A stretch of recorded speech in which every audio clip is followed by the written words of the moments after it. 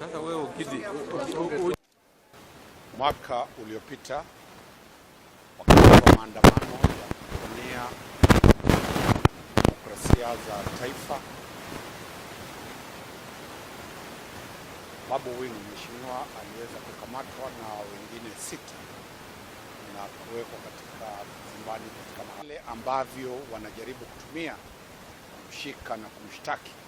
Ni vipengele ambavyo vilikuwa vinatumiwa na wabeberu wa koloni ili kunyanyasa Waafrika. Ni sheria ambayo ilipitishwa kule Uingereza mwaka 1876. Basi haingeweza kuandamana na sheria mpya ya katiba. Hawakukubaliana na sisi, basi tukawaambia kwamba katiba kipengele cha 37 kinamruhusu Mkenya yoyote kuandamana, ila tu asiwe na silaha na asiweze kuharibu mali ya mtu. Wale 7 hawakuwa na silaha zozote.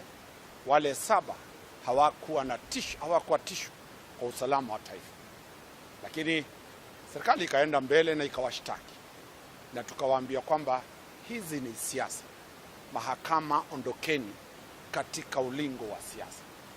Na kesi kama hizi tuliziona kuanzia mwaka 2017 hadi 2022, wakati makesi zilikuwa watu wanakamatwa, wanafikishwa mahakamani, kisha yule DPP tena anaziondoa. Koti iliweza kutoa maagizo makali sana, wale wakaweza kupeana hizo dhamana wakatoka. Kisha tuliwajulisha kwamba wakati ule mkuu wa mashtaka DPP hakuwemo.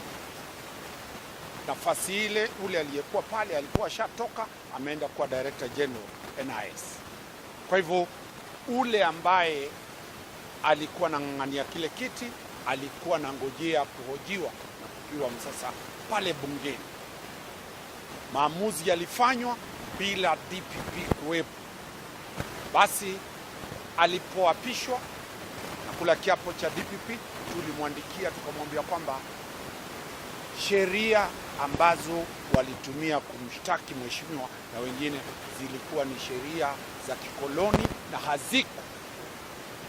Aliweza kuangalia makaratasi yale na akafanya uamuzi ya kwamba lazima mashtaka yale yatupiliwe mbali.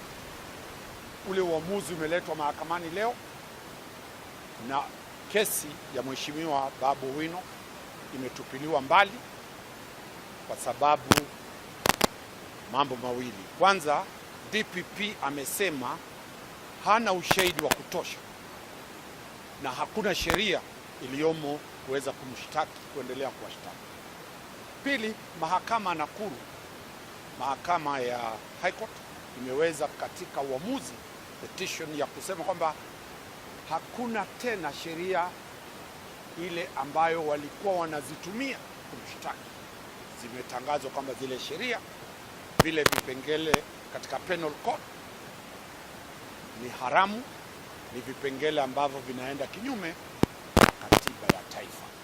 Kwa hivyo kesi ile, mheshimiwa ameweza kusema mbele ya koti kwamba atakaporudi bungeni leo ataanza kuangalia sheria ambazo ni za kikoloni ambazo ziko kwenye penal code, aweze kutengeneza miswada kuweza kuzibatilisha na kuziondoa, ziondolewe kabisa kabisa.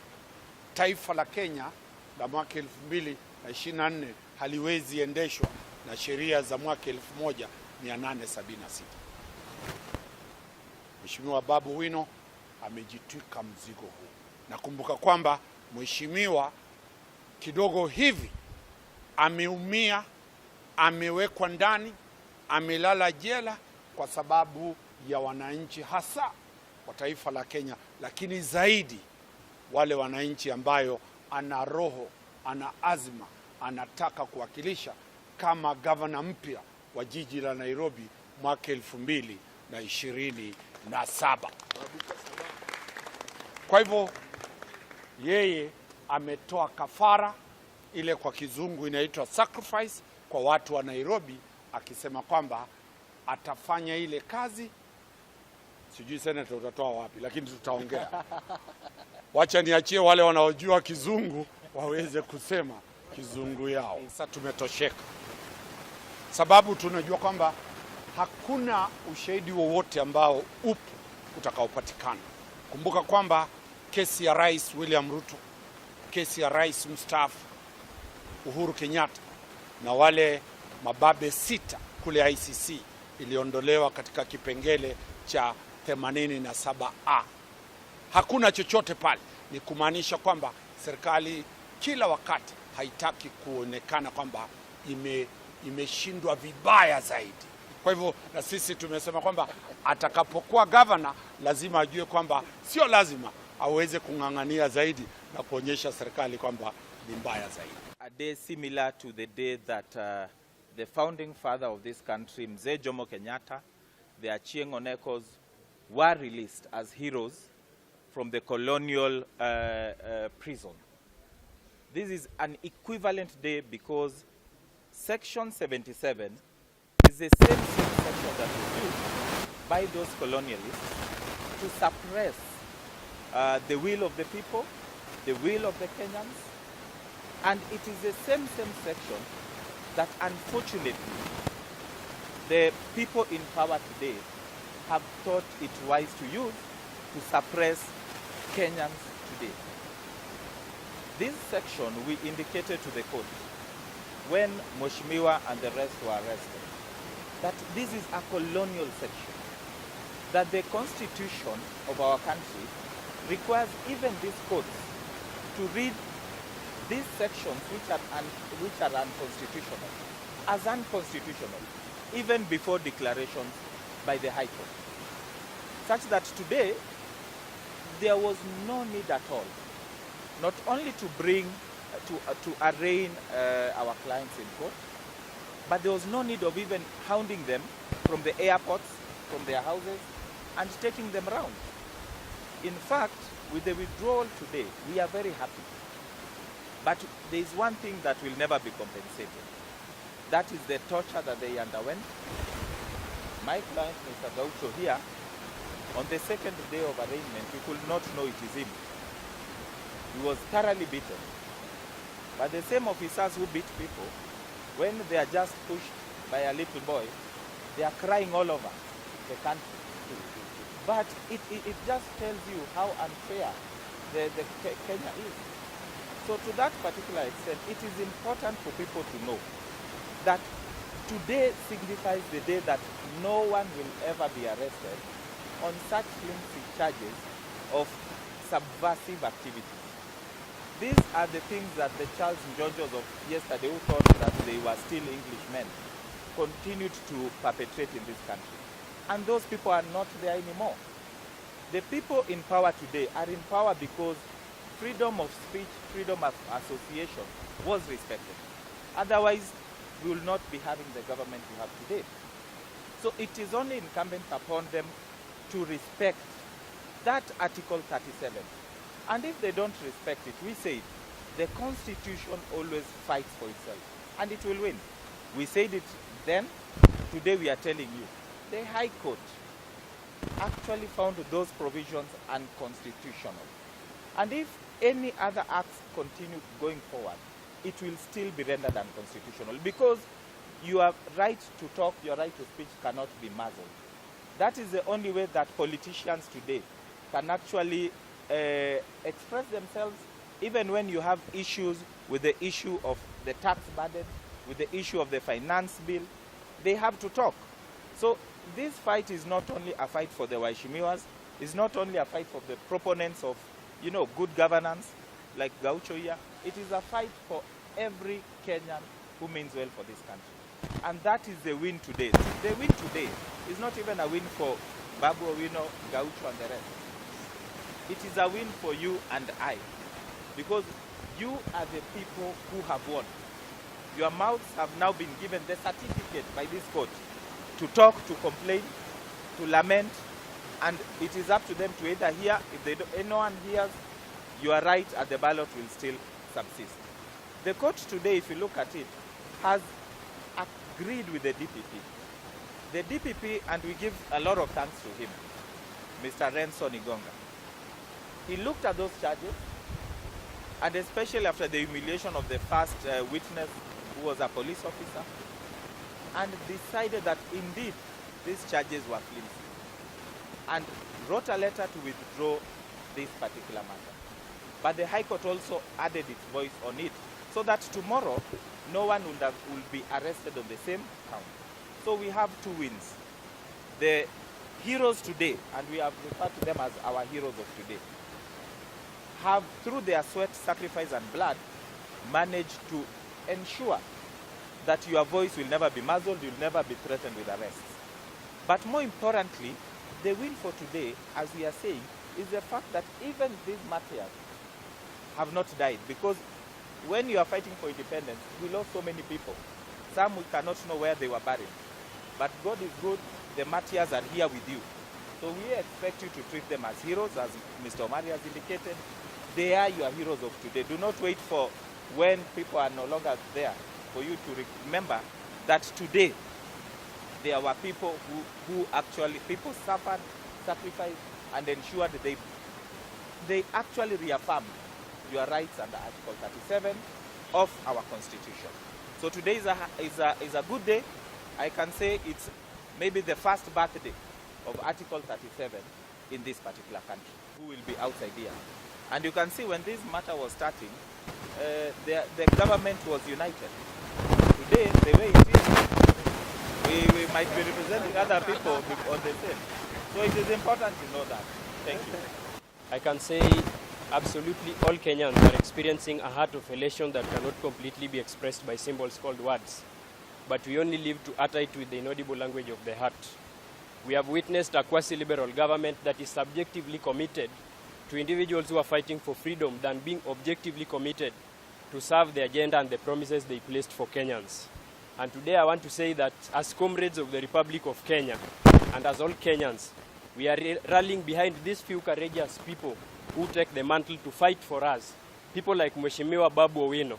And that's why I have nothing much to say, but to say Babu kwa sababu, not only Nairobi, but also as the Nyanza Kingpin and our future president. We will all be behind him. Thank you very much. I'll vote for you. As of the press, I want to take this opportunity to thank my advocates, Advocate Danstan Omari, Advocate Duncan Okach, Advocate Ndegwa Njiru, Advocate Nekesa, for working tirelessly and ensuring that this case is won by the previously accused persons. I want to really tell Kenyans that these advocates can save you from the shackles of oppression, from the jaws of prisons. And these advocates are very, very competent. They did mention at the start of this case that this case would fall, and they talked, advised the magistrate, and even Danstan Omari gave an example that this could even be a case that could befall the magistrate.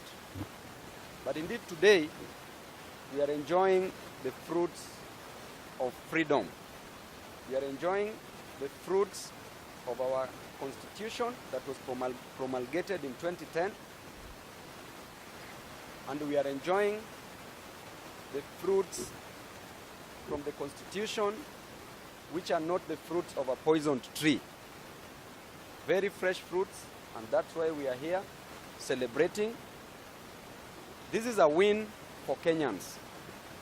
This is a win that shows that nobody else will ever be charged with subversion, a charge that was used during the colonial period to suppress Kenyans.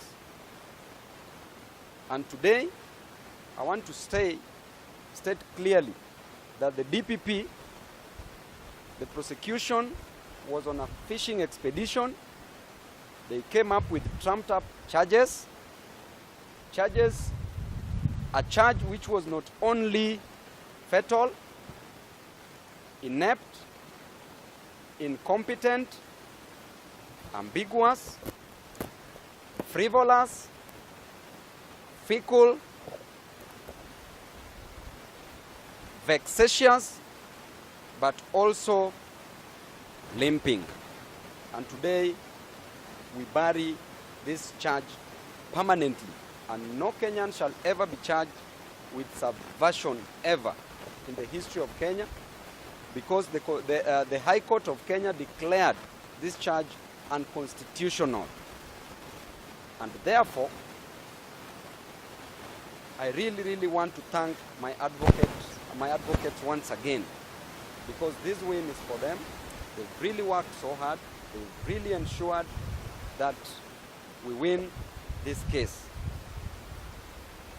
Kenyans are also winners in this situation, where nobody, as I've said, will ever be charged again because of this charge.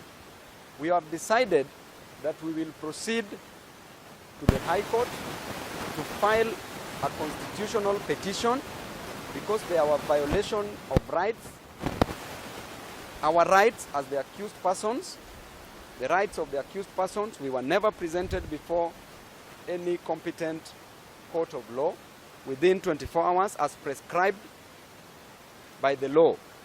And therefore, we will file a constitutional petition, and some of our prayers, one, will be declaration of the violation of our rights. Number two, we will seek for damages, and these damages will be in form of money, because our time has been wasted by this court.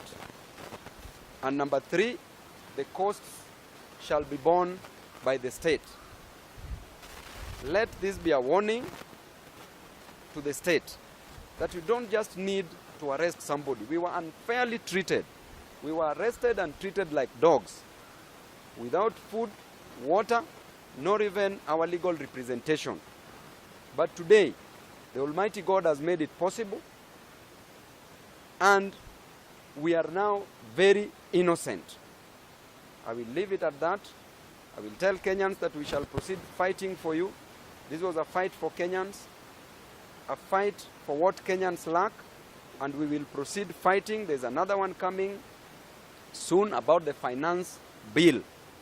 And this is going to require us to come out as Kenyans and fight for your rights, because Parliament, as Baba always say, that Parliament imeshikwa kwa makende. Asanteni sana. People power. Power. People power.